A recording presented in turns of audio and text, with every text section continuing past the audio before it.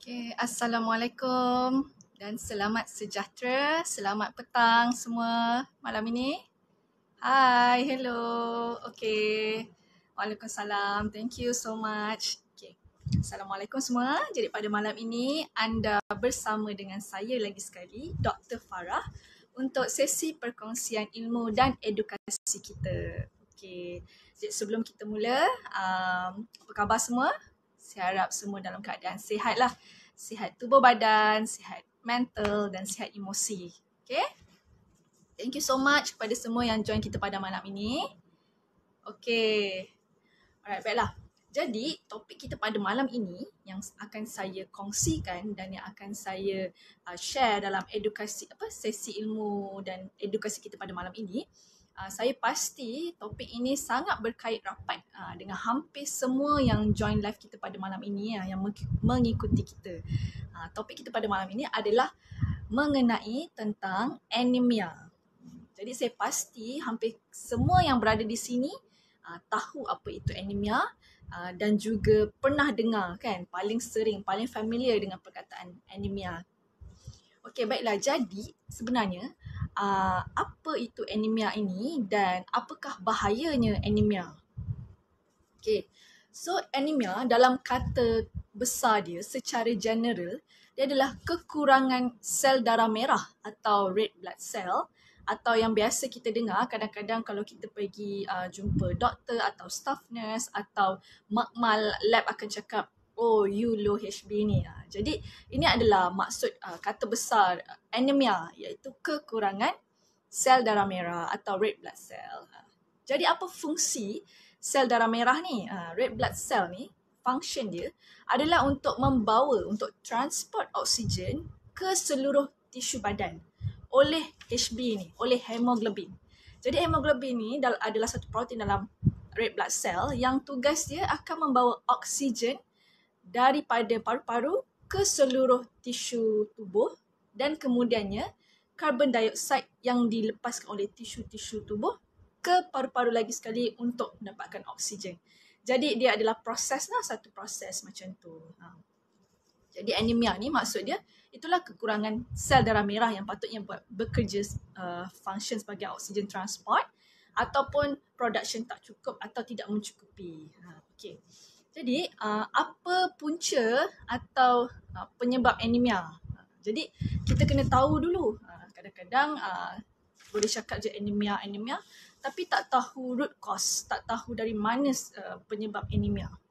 Okay, baik, saya jawab dulu. Waalaikumsalam. Alhamdulillah, thank you so much semua yang daripada Singapore, Indonesia yang setia mengikut kita. Alhamdulillah, thank you. Okay, baik, saya sambung ya. Okay, jadi anemia tadi, punca dan sebab. Baik, sebenarnya anemia ni dia actually it's a sign ataupun tanda macam demam, sakit kepala kan. Bila sesuatu berlaku kepada tubuh kita, kita ada sign dan tanda tu, sakit kepala atau demam. Okay, so anemia ni pun sama, it's a sign. Sign of what? Jadi kena cari apa penyebab, apa punca ataupun apa root cause penyakit yang jadi penyebab anemia dalam seseorang individu itu.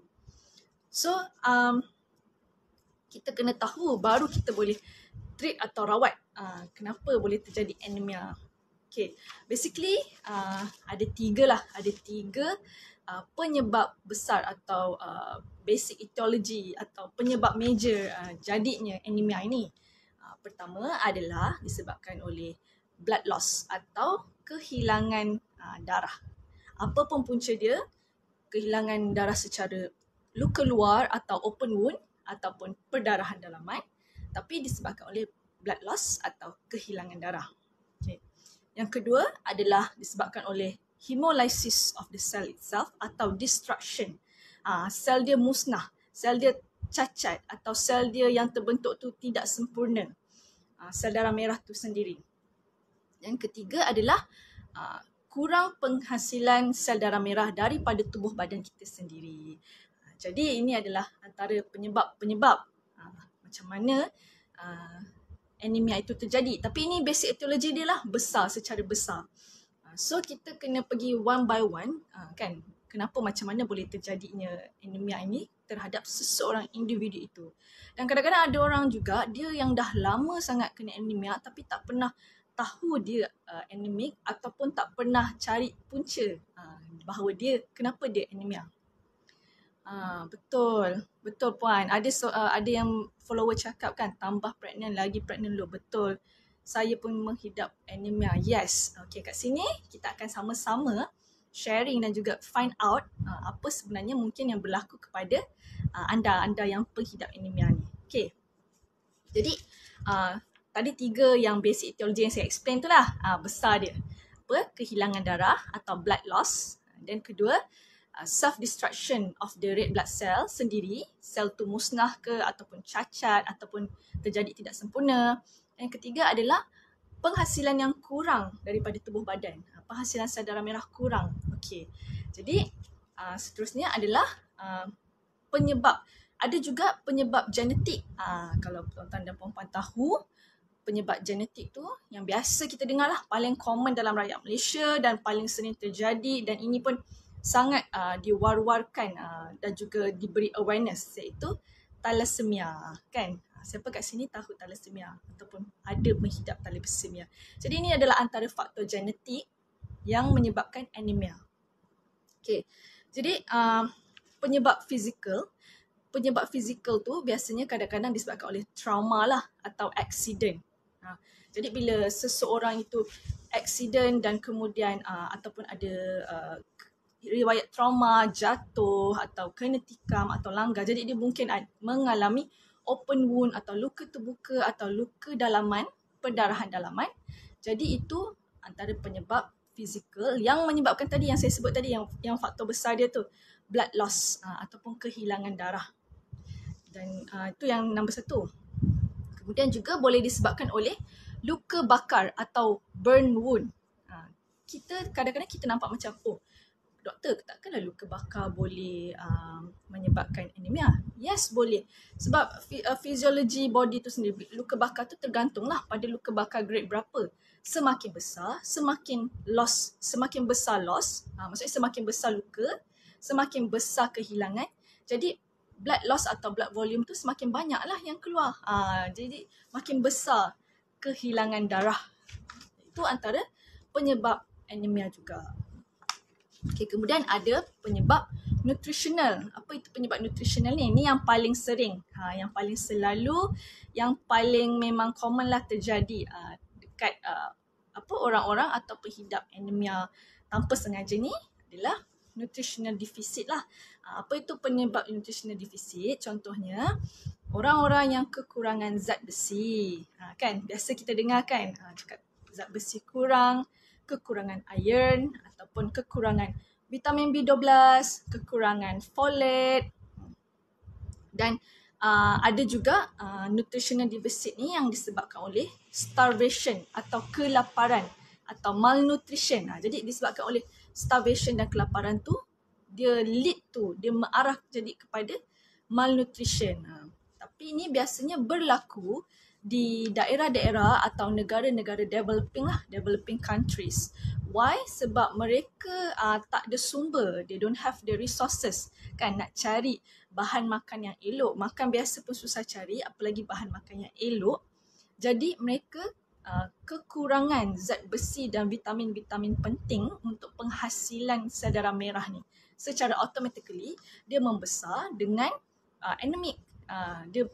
Seluruh proses badan dia tu jadi anemia because dia malnutrition, deficit, kekurangan makan, kekurangan nutrisi.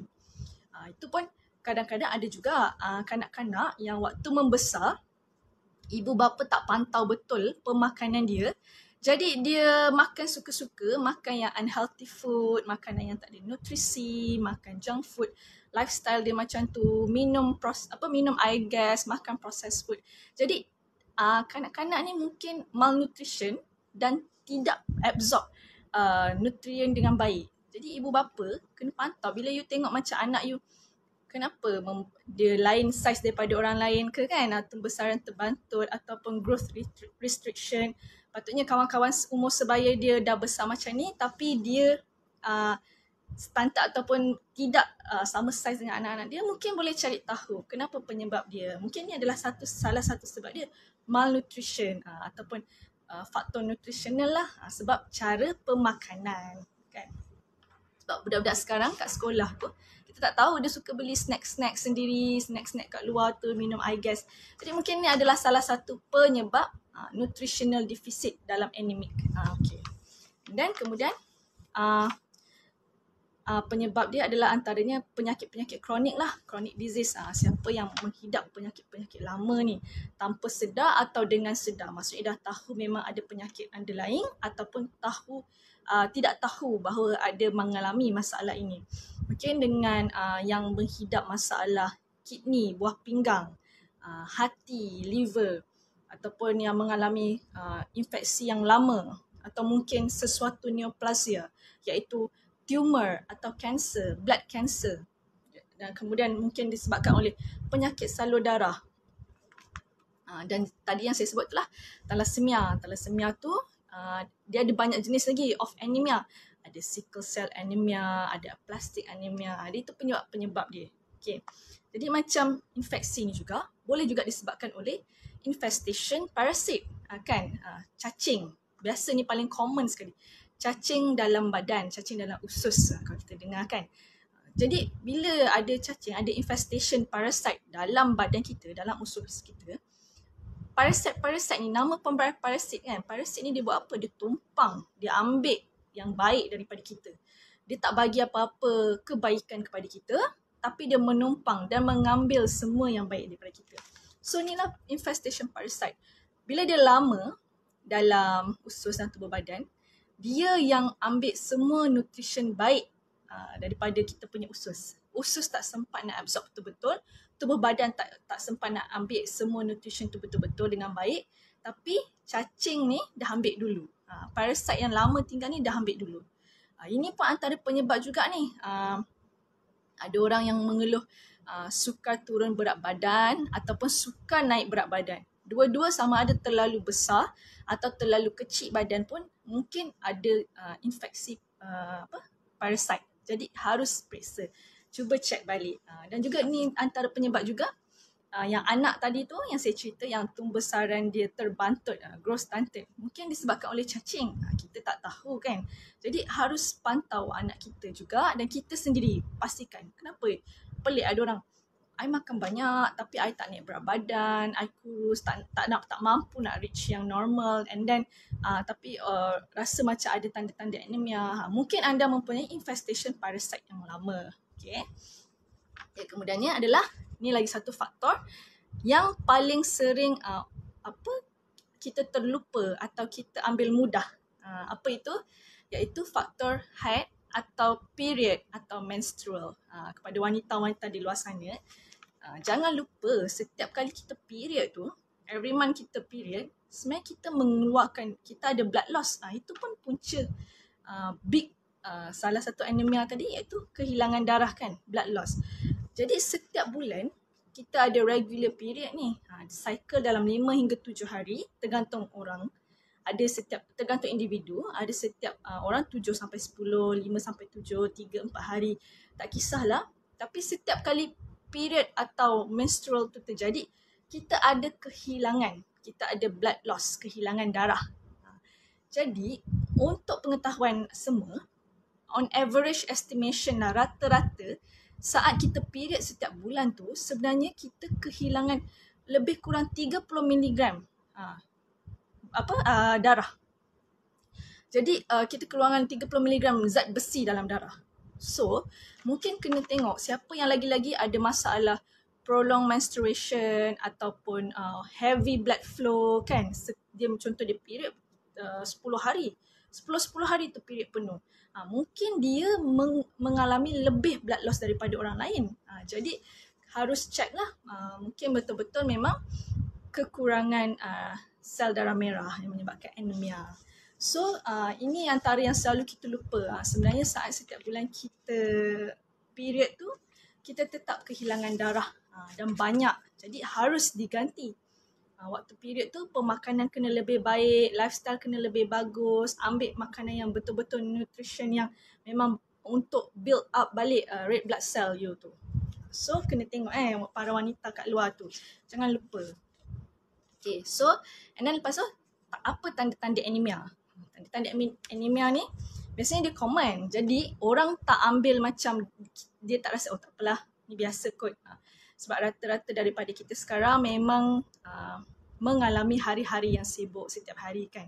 Pergi kerja atau yang student pergi kelas, pergi college, pergi uni kan. Jadi kita rasa mungkin tanda-tanda ni ini ada satu masalah ke ataupun it's normal.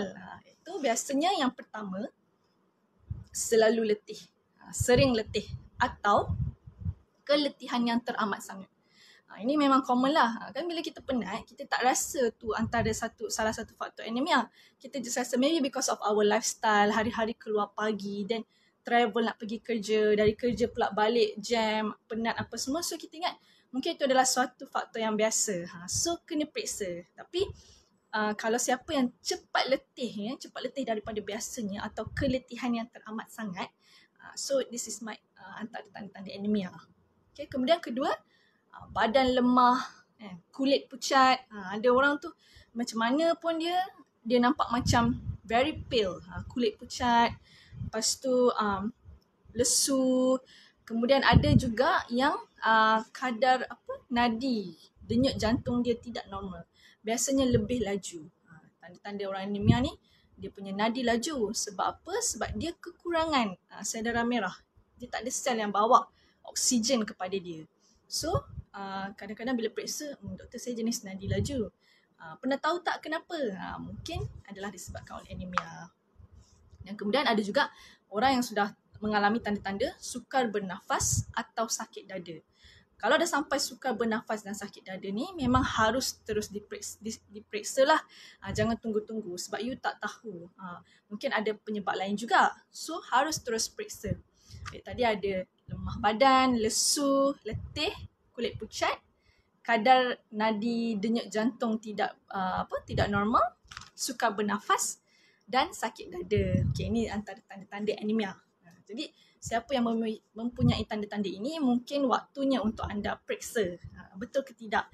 Kalau memang itu sekadar penat atau hari-hari kita mengalami hari-hari kita penat tu tak apa. Tapi kalau ada masalah lain, anemia harus diperiksa. Okay, so sekarang apa bahayanya anemia ni? Kenapa kita risau kalau seseorang individu itu mengalami anemia? Sama ada yang baru atau yang sudah lama, yang sudah kronik. Okay, kenapa? Okay, jadi bila pemahaman kita revise pemahaman kita bila low red blood cell, bila sel darah merah kita kurang, berarti kurang petugas atau pekerja yang seharusnya transport atau bawa oksigen kepada tisu-tisu seluruh tubuh kita kan. Jadi bila kekurangan sel darah merah ni, makin kuranglah oksigen pergi ke seluruh tisu. Tisu tu maksud saya semua satu badan, even brain, even otak. Jadi bila orang yang lama atau orang yang kekurangan sel darah merah ini mengalami situasi ini, otak atau brain, otak kita senang slow, cepat slow, cepat lemah, cepat weak. Kita tak boleh susah fokus, attention span pendek, ataupun mudah lupa, ataupun susah ingat. Jadi mungkin ini orang-orang yang anemia sebab dia punya brain tu bekerja secara slow daripada orang-orang yang lain. Orang-orang lain boleh cepat tangkap, aktif. Tapi kalau orang-orang anemia memang boleh rasa otak slow, lambat, lesu, badan lemah. So bila otak kita kekurangan oksigen, kita jadi tak produktif. Kita punya achievement pun berkurang. Kita tak boleh fokus, daya fikir pendek. Attention span pendek. Daya fikir tu tak capai tahap maksimum. Jadi itulah penyebab kalau oksigen dah terlalu lama tak sampai dekat tisu. Dan kemudian selain pada badan kita rasa lesu, kita cepat penat, immune system kita pun mudah turun. Jadi mudah terkena jangkitan, mudah terkena infeksi, sikit-sikit senang sakit. Sebab kita punya sel-sel tisu seluruh tubuh badan ni tak dapat oksigen yang mencukupi, tak dapat nutrien yang mencukupi. Jadi kita mudah terkena jangkitan. Lepas tu jika anemik semakin teruk, takut boleh mengakibatkan tisu hypoxia, iaitu kekurangan oksigen pada tisu. Jadi bila tisu hypoxia ni berlaku, kekurangan oksigen pada tisu, maksud dia tisu tak dapat oksigen yang cukup, boleh mengakibatkan jadi hypotension, darah rendah. Bila kita check yang blood pressure tu, darah rendah. Jadi mungkin itu adalah tanda-tanda anemia sebab you punya tisu dah kena situation tisu hypoxia. Jadi menyebabkan tisu hypotension ataupun badan dalam keadaan shock, dalam keadaan kehilangan darah, semua berkurang. Tak mampu nak operate seperti biasa, tak boleh nak beraktiviti seperti biasa. Ataupun yang lebih bahaya lagi, takut boleh terjadi coronary atau jantung atau pulmonary, paru-paru punya insufficiencies lah, tidak cukup oksigen di tisu jantung dan tisu paru-paru. Jadi boleh juga takut boleh jadi sampai gagal jantung atau heart failure atau masalah pernafasan di paru-paru sebab tisu dekat situ tak dapat oksigen yang secukupnya. Okay. And then bagi kanak-kanak, ni yang paling kesian lah. Mungkin dia tak dapat fokus sepenuhnya dalam waktu kelas atau pembelajaran dan juga mengakibatkan dia punya prestasi atau achievement menurun. Dia attention span sekejap je sebab dia mengalami kesukaran saat belajar. Dia tak boleh fokus, otak dia tak cukup oksigen. Jadi kena periksa. Kadang-kadang kalau ada anak-anak yang mungkin kurang berprestasi daripada anak-anak yang lain, mungkin perlu periksa anak yang ini ada anemia ke, ada masalah ke, kenapa dia susah atau sukar fokus dan kemudian prestasi dia lebih rendah daripada adik-beradik yang lain. Mungkin dia adalah disebabkan oleh faktor anemia. Jadi kita perlu periksa sebab kadang-kadang tak bolehlah cakapkan contoh doktor anak saya slow lah, tak tahu kenapa belajar. Mungkin this might be the cause, anemia. So kena periksa. Sebab itu memang adalah salah satu penyebab utama anak tak mampu fokus dalam kelas, kurang daya belajar. Jadi prestasi dia menurun. Dan bila dah menurun tu takut bahayalah sebab takut efek dia punya kesihatan mental juga. Jadi kena periksa anak ni walaupun dari kecil dia tak cakap apa-apa, kita harus ambil tahu kenapa dia berprestasi begitu kan. Okay. Dan inilah buat yang ibu hamil pula.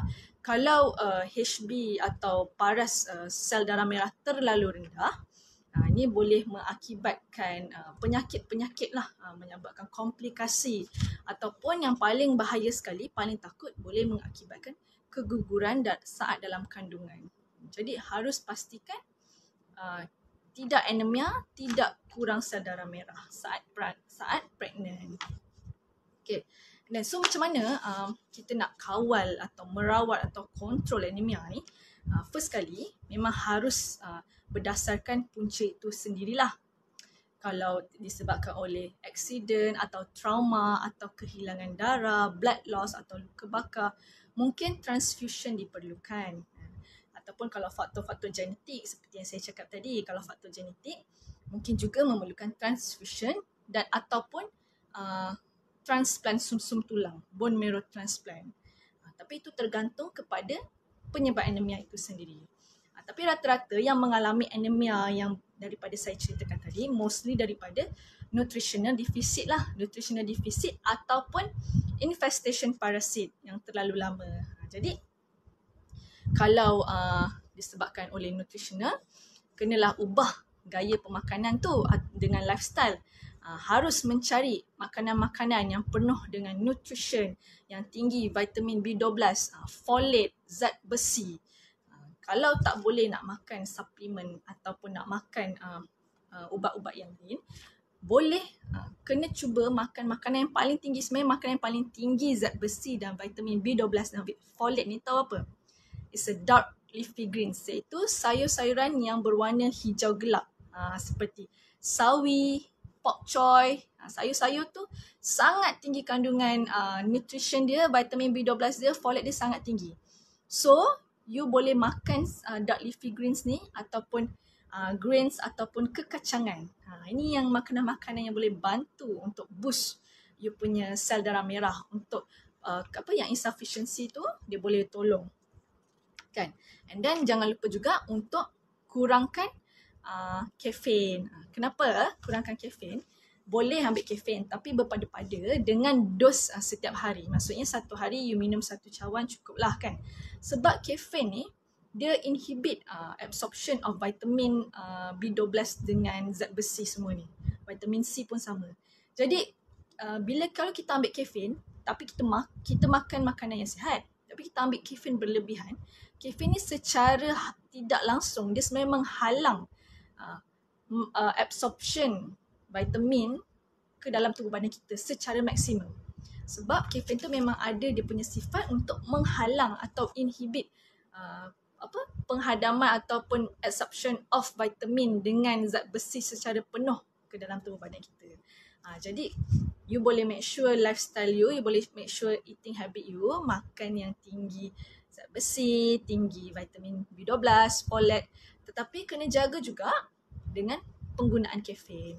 Sebaiknya makanan-makanan ini yang kalau kita makan ni untuk increase kita punya sel darah merah, kita kena minum dengan sesuatu yang vitamin C lah, contoh jus orange ke jus buah-buahan, sebab vitamin C dia membantu untuk absorption of zat besi dengan vitamin B12 lebih baik ke dalam tubuh badan kita.